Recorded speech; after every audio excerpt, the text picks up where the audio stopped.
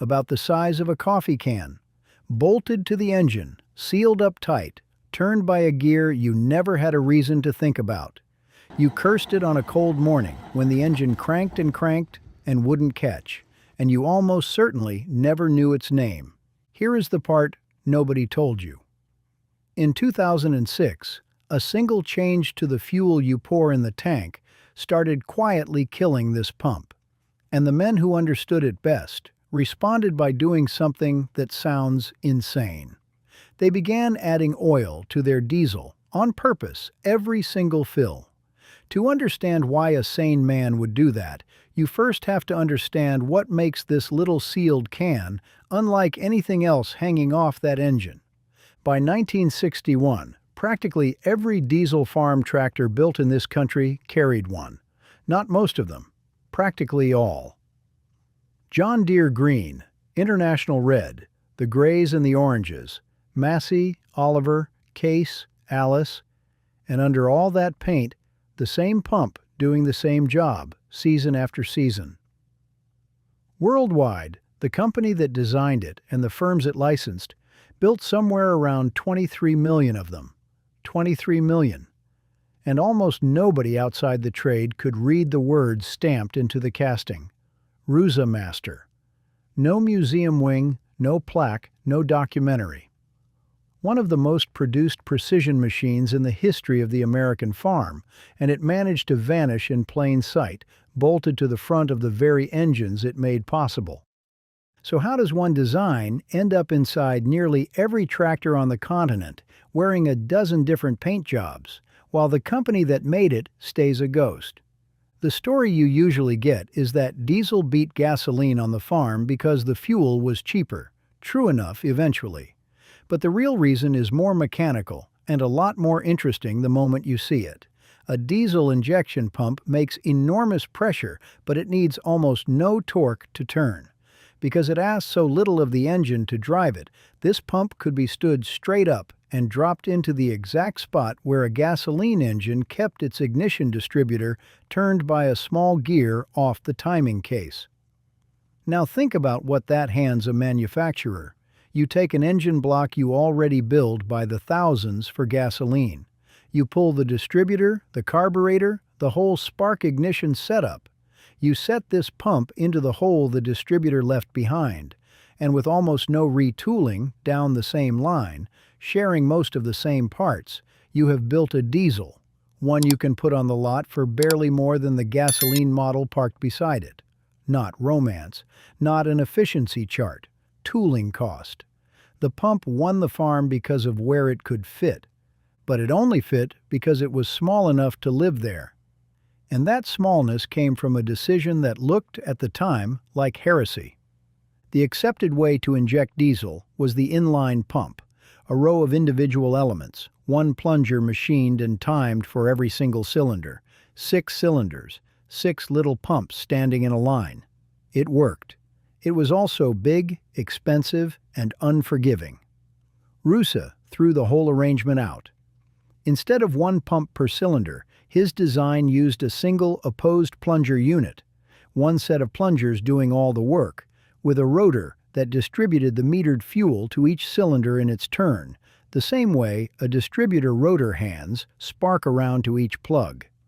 One pumping element for the whole engine. Here is roughly how that one heart beats. The fuel is drawn into a central bore where 2 plungers sit facing each other, head to head. As the rotor spins, a ring of cam lobes squeezes those opposed plungers inward at the same instant, and that squeeze is what fires the fuel out under crushing pressure, up through the rotor and into whichever cylinder's line happens to be aligned at that moment. Charge, squeeze, distribute, repeat, faster than the eye can follow. The consequence is almost hard to believe when you sit with it. The pump for a 3-cylinder engine and the pump for a 6 had essentially the same number of parts, same core, twice the cylinders served, no extra pumping hardware. That is precisely why these things could be made small, made cheap, and made by the millions. And it is the wall every man who ever tried to chase real horsepower out of one eventually slams into. There is only so far you can turn up a single pumping unit before it simply runs out of fuel to give. The same simplicity that made the pump universal is the simplicity that caps it. Hold on to that idea. It comes back. So who looks at the entire industry's settled method and decides to replace it with one moving heart? Not one of the big established pump houses with a research department to throw at the problem. A self-made inventor who came at the whole thing from outside the trade. Vernon Roosa was a farm boy from upstate New York who left school at 15 when the family's money ran out, pumped gas at a filling station, and was running the place inside a year. The education that mattered came later, and it came the hard way. Down in New York City, installing and nursing the diesel-electric generator sets that kept apartment buildings running. Hands on the machinery, not chalk on a board. And the experts told him no.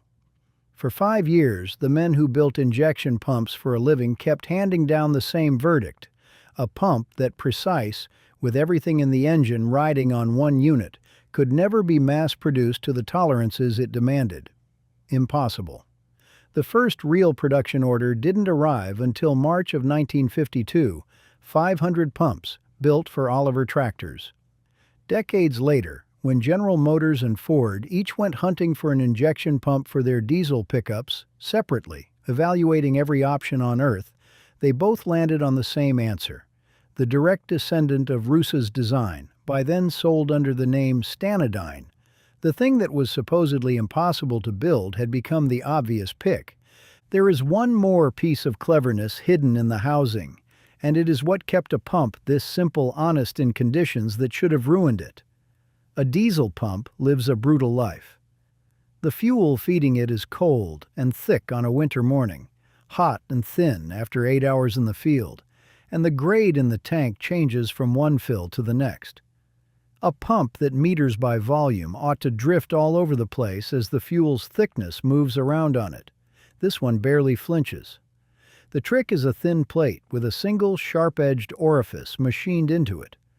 Flow through a sharp-edged orifice has a peculiar property. It is almost entirely indifferent to the thickness of whatever passes through it. So the pump holds a steady, predictable pressure whether the diesel is syrup cold or running hot. A piece of pure fluid dynamics buried in a casting, quietly keeping the whole machine honest while you sat in the seat and never gave it a thought. Which brings us finally back to the fuel, and to the one decision that made this pump immortal and very nearly killed it in the same stroke. An old inline pump is fed engine oil to lubricate its moving parts. The Roosa design isn't. It has no oil supply of its own. None at all. Every moving surface inside that sealed can, the plungers, the rotor, the faces ground to the very tolerances those skeptics swore were impossible, is lubricated by one thing and one thing only: the diesel fuel passing through it. The fuel is the blood and the oil at the same time.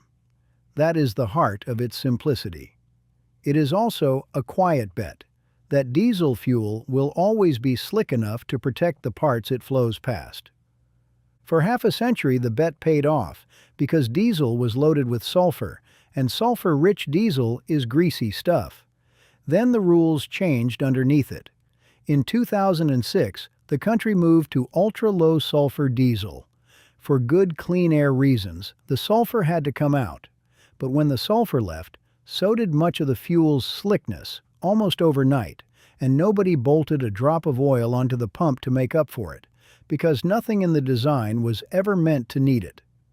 A fuel-lubricated rotary pump running on dry fuel does exactly the thing you'd dread. The parts wear, the injection goes ragged and uneven, and finally, the pump seizes solid. United States military testing documented the durability problems in these pumps running on the new low-sulfur fuel. The single trait that made the design so elegant, fuel doing the work of oil, became the trait that left it exposed the instant the fuel changed beneath it. And the men who knew these pumps best understood the problem before anyone mailed them a bulletin about it. They knew the fuel had gone dry. They knew exactly what dry fuel would do to that one irreplaceable pumping unit, the unit there was no chasing horsepower out of and no replacing without pulling the pump. A seized pump on a 40-year-old tractor is not a quick afternoon fix. It means sending the unit off to one of the dwindling number of shops that still know how to set one up on a calibration bench, and writing a check that, on a machine that old, can edge close to what the whole tractor is worth. For plenty of these engines, a dead pump is simply the end of the line. So they fixed it the only way that made sense to them. Every time they fill the tank, they pour in a measured slug of plain two-stroke oil, the same stuff that goes in a chainsaw, putting the slickness back into the diesel by hand so the pump never has to find out the rules changed. The most widespread diesel injection pump ever built survives, right now, today, on a quiet ritual at the fuel cap. Old men feeding oil into their tanks, one fill at a time, to keep a farm boy's sealed little can alive for one more season.